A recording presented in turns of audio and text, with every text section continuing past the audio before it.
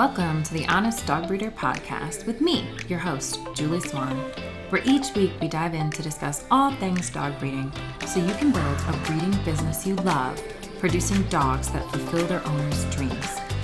I believe you can have an honest dog breeding program that also pays the bills.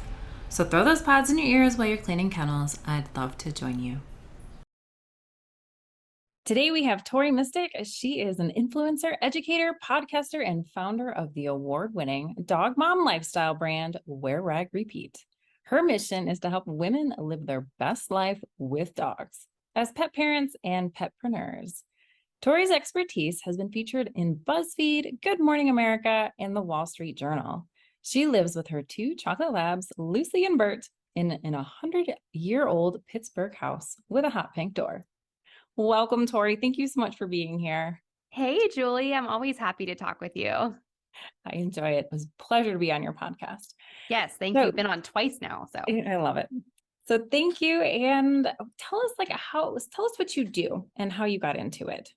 Yeah, It is a good question. What do I do? I was just talking to my dad the other day and he's like, I never know what to tell people what it is that you do. So, I'm always trying to work on that like elevator pitch of my career. But basically I run a website called Wear Wag Repeat that I started almost 10 years ago, like 9.5 years ago. And it's really a lifestyle blog, that kind of documents all the things that I've done with my dogs and things that I learned that I think might help other people with their dogs. And I've had dogs for like 20 years. And, the dogs I had when I was younger, I think the world was just different and we didn't do as many things with our dogs and we didn't have as much access to information. And so I've just discovered that it's like really awesome to take your dog and do all these adventures and expose them to new things and try out different products and stuff. And so that's kind of my passion on my blog, is to document all of that so that other people might be able to try some of it. I don't expect anyone to do everything that we do. So that's one side of my business, is that blog. And it's really, a lot of it is really geared towards pet parents. But of course, over the years, people started asking me, how do you blog? How have you gotten all these social media followers, all of this kind of stuff? And so I started teaching some online courses and workshops about how to do online marketing. Mm-hmm. And that's, my background is in online marketing. So I love nerding out on that topic, basically. So much fun. It's really experimental and fun, and it's always changing, and I love it. I've just always loved marketing. And so I realized a lot of people don't love it as much. People think it's so slimy, but it's really not that bad.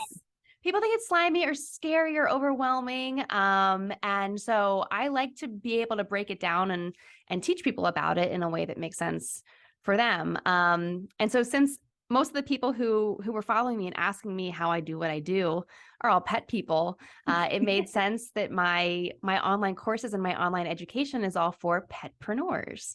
It makes sense. And I love that, petpreneurs. It's great. And sad. I had the hardest time saying the word entrepreneur for like years. Like I actually had to keep listening to it on YouTube because I just couldn't say it right. I've trained my phone now. It doesn't try to autocorrect petpreneur. It knows that is like a really important word for me. That's great. That is great. So now you have this online community that helps people who are starting their pet business kind of get moving, help with the marketing, the branding, website design, social media. I mean, is it that kind of? Yeah, it's a little bit like a Jane of all trades, master of none sort of thing. Because I do love to experiment and learn about different things. And my business, I run pretty much 100% by myself. I have someone who helps edit my podcast. But other than that, it's 100% me. So I have to learn how to do all of it. And so, I like to be able to use that experience to tell people, here's what's really important. Here's what you got to have on your website. Here's what you really need to make sure you're doing on your social media, so that you can grow your pet business online. And I think especially since 2020, people are even more interested in learning how to grow their business online. Absolutely. As you know. And it's really important that everyone no matter what kind of business you have some kind of online presence, because that's how people are going to discover you. Absolutely. Oh, it's so true. And like you said, even more so in the last few years, it's really gone crazy. And everybody's got a side hustle these days. Right. Yeah. And so it can even be kind of confusing. Like people have no idea what I do. And so if we all have side hustles, people might not know that you have that. So it's important that you have some kind of a landing page or a website or a social presence that Right. tells people, okay, this is what I do, and this is how you can buy it from me. Absolutely. Oh, I totally agree. So today, I know you're bringing us a wonderful topic. And so we were talking about a lot like the struggles that you see time and time again with people in the pet industry when they're getting started with their business. And I'm sure a lot of it will expand beyond just pet business, but definitely something you see with pet business. Yeah, definitely. And as I was kind of brainstorming the topics for this chat, I was thinking about what I see. I have a Facebook group also of all women pet business owners. And some people have been in the business for decades. Some people are just thinking of their idea right now. Right. And so I kind of get to see all the different phases of their business, and I get to see what questions they ask and how they respond to other people's questions, which can be very telling. And so that's kind of where I went to look for inspiration. And not to mention just the questions that people reach out and ask me personally all the time. Absolutely. Absolutely. So what's the first one? What do you Okay. see so much of? So I've broken this down. I have like 4-ish topics. The first two together go together, and I think the second two kind of go together. So, first off, I spend a lot of time on social media. That was kind of my first area of expertise, was teaching people how to grow their Instagram accounts for their pets to be pet influencers. So that was kind of that was one of my first online courses, was about that. And so I think I spend a lot of time on Instagram, and I have over the years spent a lot of time on there. And I ironically think that one of the biggest mistakes people make is putting all of their eggs in the Instagram basket, and not kind of spreading them. Not that you want to spread yourself thin, but you don't want to just put it all in one place. As we saw a couple of years ago, I don't know if that was last year or 2 years ago, Right. Instagram went down for like a day or two. Yeah, that was Uh, weird. yeah, and even just this fall, really recently, a bunch of accounts were accidentally disabled for a day, Mm. or your follower count went down. Like my follower count was down a couple thousand Hmm. for one day, and then it went back up. So Instagram is buggy. It's a very big, cumbersome application. Uh, And so it's buggy, and you don't want to completely rely on that. It's a great place to, market your business, to reach new people, and also foster community with the people who are already following you. mhm. But it's just very risky to not have a website, or to not have an email list, or if you prefer a text message list, you could do that. Sure. Or set up a TikTok or a Pinterest. I mean, I think it's important to just kind of diversify what you're doing a little bit. I totally agree. And I know like for dog breeders, you can't legally sell dogs on Facebook. Like it's against their policies. I mean, it's Yeah. legal. I mean, nobody's going to go to prison, but it's not within their realm of I've policy. had I've had posts of mine be flagged because Mhm. it was like selling animals, even though I was not. It's something in their terms. It's, Yeah. it's very touchy. And I noticed like I used to do that thing where I would post on Instagram and just do the slider for Facebook as well. And I had put the price of a dog at the bottom on Instagram, which is fine. And it didn't even make it to Facebook. It was instantly deleted. I had no notification, nothing. And a couple hours later, I'm like, oh, nobody commented on that. It was because it never made it to the public. Well, and that's the thing that right now I'm really passionate about growing your email list. Yeah. And on email, there's no algorithm. There is no one flagging. I mean, someone could flag you as junk, but if they've opted into your email list and they're interested in what you're selling or what you're sharing, Mm, they're probably not going to flag you. Whereas on the social media apps, who knows who's going to stumble upon your stuff and have some kind of axe to grind. Right. Like, who knows? But your email is kind of more private. And you're not going to be censored in any way. And Yeah. people can also easily forward an email, just like they would share an Instagram Mhm. post. They can still forward emails around. So um, it, I think it's a really good, sustainable, long-term option to have an email list. Yeah. Well, just, and to put it in perspective for dog breeding, we don't think like, okay, well, I'm not selling a ton of product, right? But they're big purchases. And so having an email list seems weird because you're like, oh, why do I need an email list as a dog breeder? But using an email list is wonderful because what happens if your entire basis for your following is on Facebook or Instagram, and all of a sudden that goes down, or your account gets closed because you're a dog breeder on Facebook, and all of a sudden you have nobody there to know that you have new puppies. But yet, if you could shuffle all those people onto that email list, all you have to say is, hey, we had a litter and now we have this many slots available. And it's right top of mind, right in their email. And you know me. I mean, well, I know me. I check my email in the morning before I'm done with my coffee nearly every day, which is probably a bad habit, but That's okay. I mean, I try not to look at my phone, but then I end up looking at TikTok for an hour and I'm like, oh, that was yeah. not the best way to start the Yes. day. Um, but talking about dog breeders specifically, I could see the objection of like, what am I going to email people about? Like I only have this many litters a year. Like people who just bought a puppy are not going to buy another puppy. So what am I going to email people about? And, my dog Lucy is from a great breeder in West Virginia. And she on Facebook is always posting her dogs and how they've done in dog shows, or she'll share puppy photos that other puppy parents have sent her.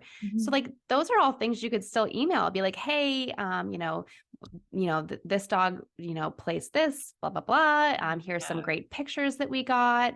You could also just share tips and advice, depending on what kind of breed you specialize Oh, in. absolutely. Or like, Yeah. and I know like you and I think you're on ConvertKit because I see your stuff advertised on ConvertKit's homepage. It's so great. I'm like, oh, I know her. Um, but they have even automated sequences, which I love because you have that option to say like, hey, you're on my wait list. Now I can send you a series of emails that says, congratulations, here's what you're getting. We're so excited. Here's some resources. And I'm actually working on a master class right now for the Dog Breeder Society that's all about emails and the emails you should send prior to them picking up their puppy. So they're prepared and your phone's not blowing up with a million questions. Yes. And I thank you for mentioning like automations and sequences because, you probably get the same questions over and over and over again. Oh, like Um, endless. Yes. and so, first of all, you can put an FAQ page on your website, but whether people look at that or not, who knows? Mhm. But if you can set up your email sequences, like when someone first signs up for your wait list, they're going to say, "When is your next litter? How many puppies are going to be in it?" And so you Exactly. can pre-program those emails to answer those questions before you have to deal with them. And even if it's linked, like it says, you can check our upcoming litters on the web page. That way you don't have to remember to go into the email and they can just click on that puppy page with all the updates. Like, Right. all of that stuff can be set up so nice. Right. And the thing about Instagram and Facebook and TikTok is that they don't ever want anyone leaving their apps. I just admitted to, in the morning, I spent an hour looking at TikTok because TikTok does not want me to ever leave the app. I Mhm. spent an hour on there because they really wanted me to spend an hour on there. And there was no opportunity to really even click out. Like they make it hard for you. They really discourage you to leave the apps. And Right. so, on your email list, you can share links if you have kind of a puppy page on your website or FAQs, whereas it's really darn hard to get someone on Instagram to click to a link on your website. It's so true. And I mean, it was just last year that Instagram finally allowed you to have a clickable link, outside of your bio if you had Right. less than 10,000 followers. Right. And I'm sure they've got all kinds of studies about like how much revenue they lose every time someone clicks out. Like they don't want you to do that. Mm-mm. No, and you can see it just in the hesitation for them making it so hard. Hmm. Absolutely. All right. So what else you got? Okay, so related to this, kind of like 1A, I guess, or 1B, is banking on going viral. So I see a lot of people thinking like, oh, if I just could go viral, it's going to change my life. I see videos of people who are like, oh my gosh, I'm so behind on orders. I can't fulfill anything because I went viral and I'm still catching up from that video. Like I got so many orders. And it's just that's so rare. It's like winning the lottery, going viral in that way. Not to mention that I've had videos go viral. I had a video this year that on Instagram went up to over 6 million views. Wow. But that did not do anything for me. So it's cool. People can look at your profile and think that you're cool. You've got some clout because you've got that M next to something to show that you've hit the million mark. But I did not make a single cent off of that. In addition to, it didn't impact my business at all. I maybe got like 200 new followers out of 6 million views. It did not I would say it had absolutely zero impact other than the people who were already following me. They were excited to see that it had gone viral and they were sharing and DMing me more to send me things like, oh, I thought of you because I saw this. So maybe that was like the only benefit I saw. But, I think so many people think that going viral, whatever that means to them, is going to be like their ticket to success. And it's really not. If someone does and that works for you, I'm so happy for you. But I've been doing this for 10 years and it's just really slow and steady wins the race. Well, and it's interesting because you're saying you've done it for 10 years and you've had that one viral video. And so statistically, I mean, and you're out there a lot. Yes. I create a lot of videos, Julie. And like lots of I blog, I create lots of photo posts, lots of videos. And I think the things that have more impact that actually refer paying clients to me are the things that maybe get like 100 views. But those 100 people were the right people. Yes, I love that. And so what you're saying is this slow and steady, but quality is really what is working. And I think one thing that's missed a lot is that I would rather have, when you start just collecting followers and they're not the right people, they're the people that, are going to accidentally, because of the algorithm, get to see your content. It's not going to apply to them. They're going to swipe through it. And all of a sudden, Instagram's like, oh, this must be a dud post. And they're not going to tell anyone else. And so all of a sudden you're losing all your opportunity for marketing because you tried to grow and get numbers when you weren't going for quality. And I just see that time and time again. Yeah. It really is important to know who your audience is. Kind of get specific with what kind of post you want to put out there. If you want to create really entertaining, trending dances, go for it. If that makes you happy and it's fun and you like it, and you can also you can tie it into your business somehow, then that's great. Do that because you'll probably attract the kind of followers who like that kind of quirky, fun personality. You'll find people who like you and they value your business because of your personality. Whereas, if you don't want to be dancing around on TikTok, you might want to share, more informational, educational stuff because that's what you feel comfortable. That's your personality. And so you're not going to attract the people who like the silly dances. You're going to attract the people who are more serious kind of about it. And they're going to be a better audience for you. They are, because it's going to be easier for you to relate to them. So they're going to appreciate you for what you are and what you offer. And I think that's so key in dog breeding because it is so one-on-one with those people. You have this, I work with people for on average, 4 to 8 months before they get a puppy. And it's not like we're talking every day, but they'll have questions as we go. And it's been a big decision for them. They put the deposit down. And then that 8 weeks when I have puppies, it's a lot of chats together usually. And then they have a ton of questions usually. Well, hopefully not as much, but they have questions when they get done and they need to be able to talk to me. And so it is this relationship you're building that's pretty heavy for about a year with each of those people.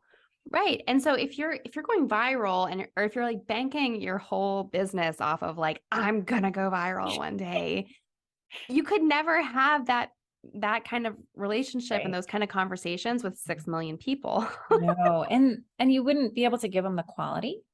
And it's just, I don't know. I think it's better to focus on those little niches. And I think it's what's nice though. It's refreshing to know that you could actually have 100 followers on Instagram. And if they're quality, you're good to go. I have seen so many businesses that, or I guess accounts, social media accounts, because I do know a lot of like pet influencer accounts. Mhm. I see pet influencer accounts that have 100,000 followers and they're not monetizing it at all. Right. It's just a hobby. They don't make any money off of it. And then I see some businesses that I know are very successful and they might have 1,000 followers. So it really, you just have to kind of figure out, what the point of it all is, Mhm. and kind of let that dictate what you're going to do on social media. And just, remember to kind of think beyond going viral on Instagram or TikTok, because Oh, it's not all it's cracked up to be.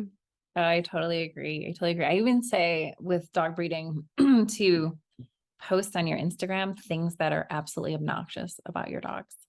Because if people know what they're getting into and they're still there, then that's going to be a better fit. Yeah. Yeah.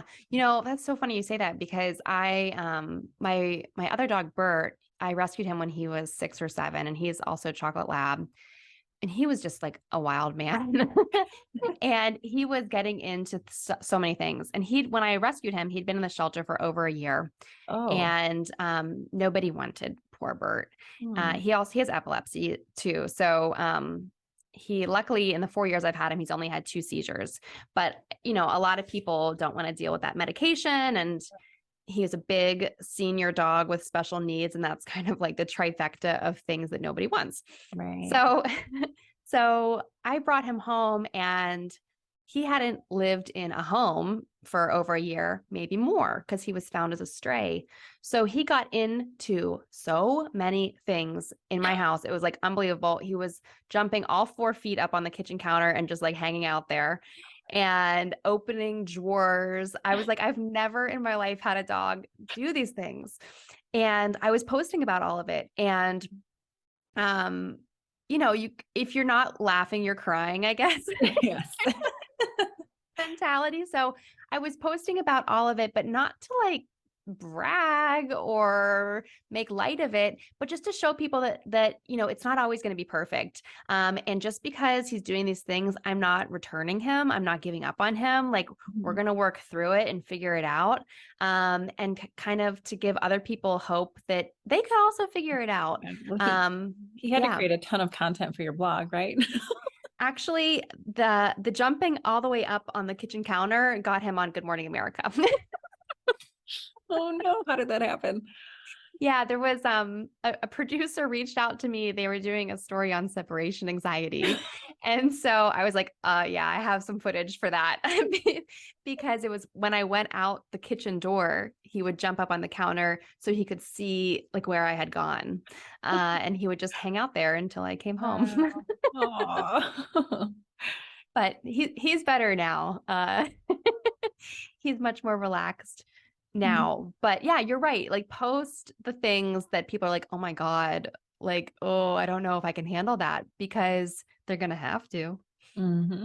Oh, and it prepares them, and I'd rather get rid of them now before they ever take my time up talking to me. Yeah. Yeah, Yeah. You're right. It's a good way. Not only do you want to attract the people that you want, but you want to like repel the people that you don't want. absolutely. And that prevents you from artificially inflating your followers. And Mm-hmm. also there's a bunch of people. I had this one, I don't know, these two people, they must have been dating. They would literally tag every photo I had of puppies And I thought they were on my list. So like I would like message them. I was like, hey, are you on the list? Like I'm trying to pair your username to, if you're waiting for a puppy. They never responded. They would always send each other these links. And all they were, what I finally figured out is they were just looking at puppy pictures. And Oh, so they but just I wanted to thought, browse cute photos. yeah. And so it made me realize that these are not my customer. And so I need to I need to not have those kind of people in my account. Like they can be helpful a little bit if they're going to be messaging or commenting, but they were literally just tagging each other. And so it didn't add anything to the conversation. Yeah. They were never going to buy. Yeah. And you don't want to waste your time even replying back to their comments. Right. Exactly. So what else do you have? What's next? Okay. So this is kind of tying in. This is a good transition to what we've just been talking about, but I see so many people, and I struggle with this myself, is trying to be everything to everyone.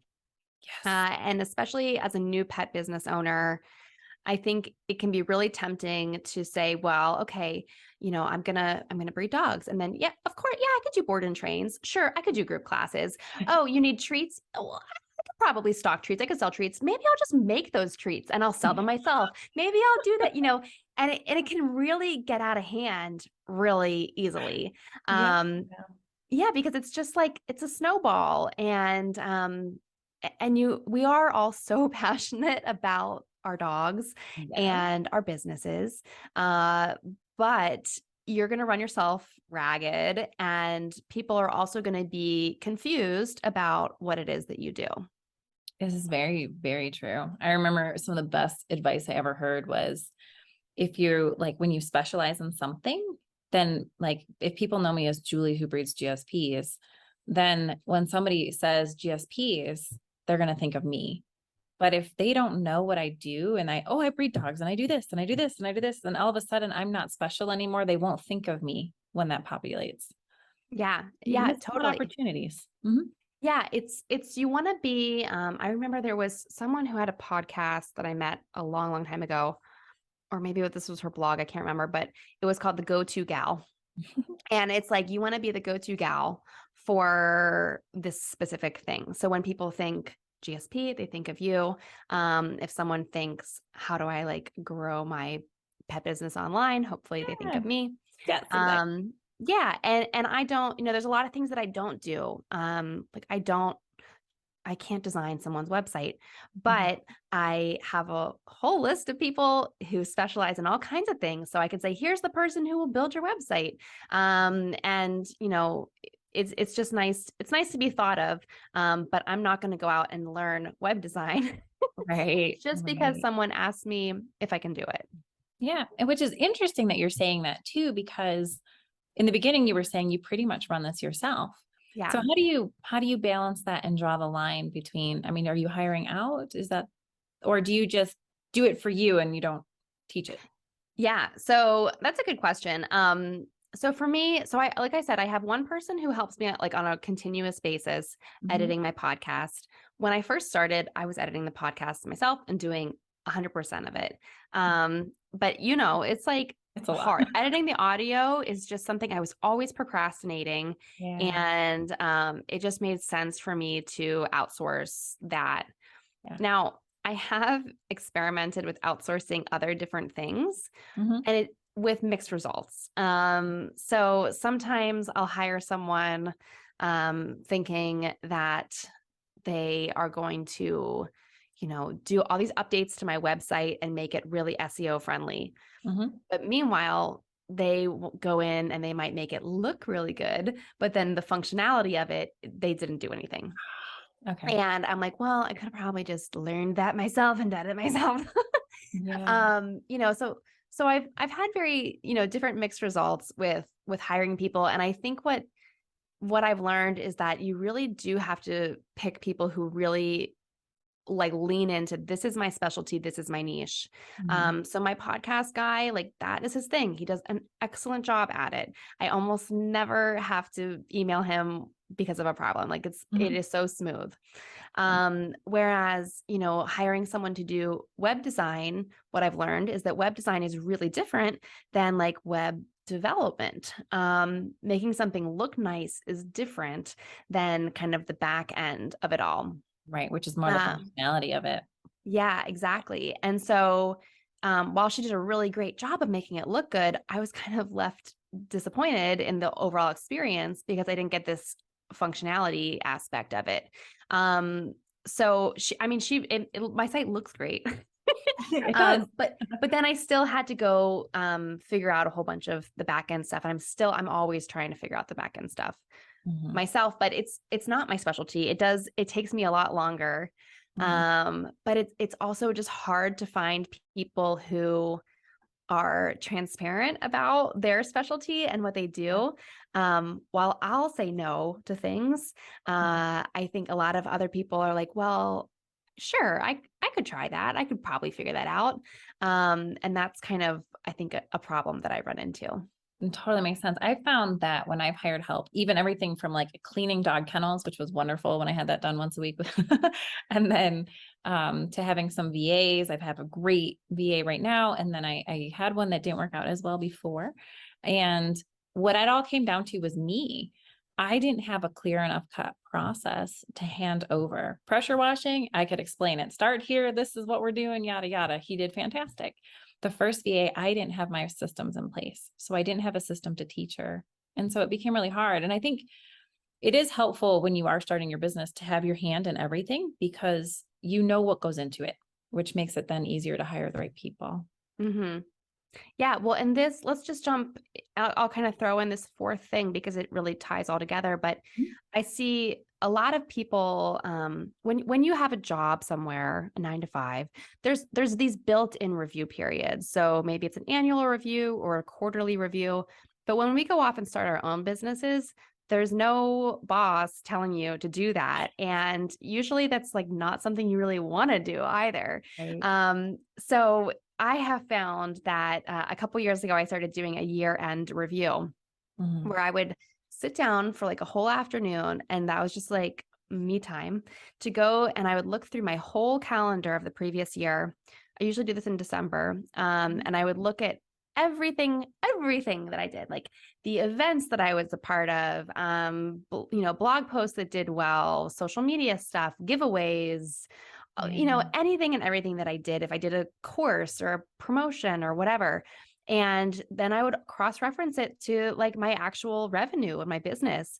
And I would see like what worked and what didn't work. And usually the things that don't work are when you're kind of spreading yourself too thin, going outside of your zone of genius. Right. Yeah. And it's so tempting. And I don't, I completely have been victim to trying to be everything because you're like, well, yeah, you could figure out how to do anything online. Look up a YouTube video, you could figure it out. And so I've done things like I have an online store Mhm. that I've now simplified greatly. Yes. But when I first started it, I just got really excited and I wanted to add all these products. I had like 100 different products. I had inventory in my house. I was shipping it out. I was doing all these things. And I realized that I was um, really the light bulb moment when I did this year end review a couple of years ago was that I was putting so much effort into trying to get someone to buy a $7 charm bracelet, and I was putting much less effort into getting someone to buy like a coaching program with me. Oh, Um, right. and I was like, that doesn't make any sense. Yeah. But if I hadn't done that review, I'm not sure that I would have realized that. I probably would have just kept scraping along, if I hadn't taken the time to see like what is really worth it. And that's not to say that you only have to do things that are profitable. Sometimes we do things because they fill our cup in other ways. Mhm. But you do need to kind of take an analytical look at that and see, you can't be doing all passion projects and Right. no income projects. Yes, exactly. No, you're so right. And I've noticed that a lot of times we're trying too many things to make money and we're not, if we were just focus on one, then we could really put our all into that and make some traction. And I think a lot of times too, we get off track on the goals because not just where you were saying the $7 product versus the entire coaching product, but a lot of times it's like, oh, well, I need to get that traction on Instagram because I need to use trending audio, or I need to do this. And it's like, to what end? Your end goal should be something that's off the platform. And that should be either selling a dog or getting a deposit or building a wait list or, anything like that. But we want something to happen outside of it. And so if you have to sit back and like you said, reflect on it. Yeah. And I find And it sometimes like, I think we do think like, oh, I need to add this new thing. I need to try this new thing. I have to add this new service or whatever. But maybe you haven't really gotten everything out of the existing products and services that you can. So is there some kind of tweak that you can make? Is there some way you can make that? And I know like dealing with dogs is not exactly like a product, but like, how can you make that experience better? Or just how can you enhance what you already have rather than adding a whole bunch of new things? Well, and I think too, like I see a lot of breeders, we kind of, I don't know, you get pulled into it sometimes, where they'll be like, there's a lot of multi-level marketing stuff for dog breeding. Here, sell this, sell this, sell this. And it's like, I'm not supposed to make another $1,000 off my dogs because I forced you to buy products. Like, it's just, that part feels icky to me. I mean, if the product really works, great, I'll tell you about it. If I can make some money off it, I'll tell you that too. But I think it comes across as a turnoff a lot of times. And, the better thing in that situation might be to take the time, and instead of investing all this time and trying to find new customers, let me take care of the ones I have. Most of my buyers come back for a second dog a year or two later. So that's great. I did the marketing once, got 2 dogs sold. And then they also refer people to me. And I've had people call me after they're like, hey, so this guy in the elevator at my apartment saw the dog that I have, and he wanted to know where I got it. And I told him you, but don't sell him a dog. And so I've had that happen too, which is so funny because they care that much that they don't. Yeah. Yeah. That's so interesting. Well, and that goes to show that like those people, your puppy parents, like they know you so well that they're kind of stepping in to say like, you're not going to like this. Right. And they know what you like and what you don't like so well, they can kind of intercede for you. Exactly. They do a lot of the legwork for me, which is really nice. Yeah.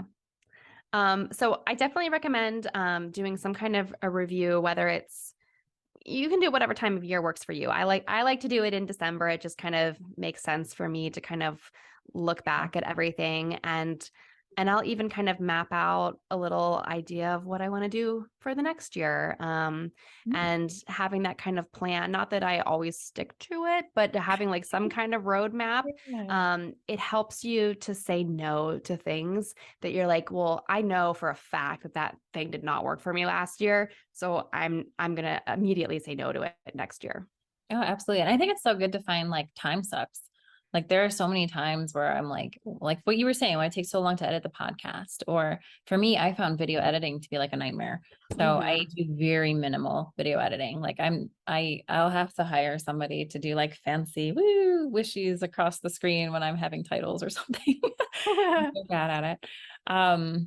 But those were things that were like preventing me from getting content out. And when it's not just for my benefit, the content goes for the people it's for. Like, I don't just do this because I don't like my voice that much for me to have a podcast.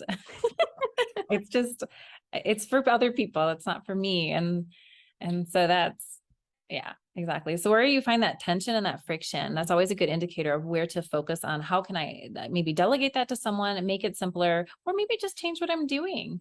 If you absolutely hate it, just change it, find something alternative. Yeah, exactly. Like if there's some kind of, like a show, if you go to some kind of like a trade show or expo or something like that, and it's just like always like a hassle to get there, or if you set up a vendor table and it's always a headache, you can say no to it next year. Like that's fine. Yeah, exactly. Or if you have a little bit too much fun when you're there, and so you kind of spend all the money you made, that I've seen that happen. Maybe not. Speaking from personal experience. Never. Yeah. I think it's good. I think you see that a lot with dog breeding and shows. And so I know like some people think I'm against, shows or titling your dogs. And I'm not. I absolutely, if you love doing it, do it. But it's when you when you can't afford to do it, when it's taking time away from you and everything else that's happening, that's when it really, it starts to affect your business because you're Yeah. wasting money and you're not enjoying it and you're stressed out. Yeah. Well, and that's such a good point, Julie, too. I think it also goes back to the social media is that's even though it's not those apps are all free, it's not like costing you money really, it's taking your time away. So if you're feeling a lot of friction, like you don't like editing videos or a lot of people don't like being on camera, uh, so don't do them. You don't have to do these reels and TikToks. You don't have to. Instead, find a way that you like to communicate with your audience. So I love email, but I have someone in my audience who was like, oh God, no, like my people are not on email. Email is not cool. And I said, well, why don't you try a text message list? And so she set it up immediately. 300 people joined. Now she's got like 1,600 people Wow. and she texts them and they like text back and she's, made friendships with people on the list. So you can find what works for you and kind of eliminate the stuff that isn't working because you don't have to do what everybody else is doing. This is so true. And I found that a lot of times when you really know your people, you can find that custom solution that works for you and them, and it actually works out better. Yeah, totally. Yeah, your people might like text messages. I mean, everyone's on their phones and maybe your audience is also like, I don't want to be on social media as much. So texting or emailing might work out really well. I agree.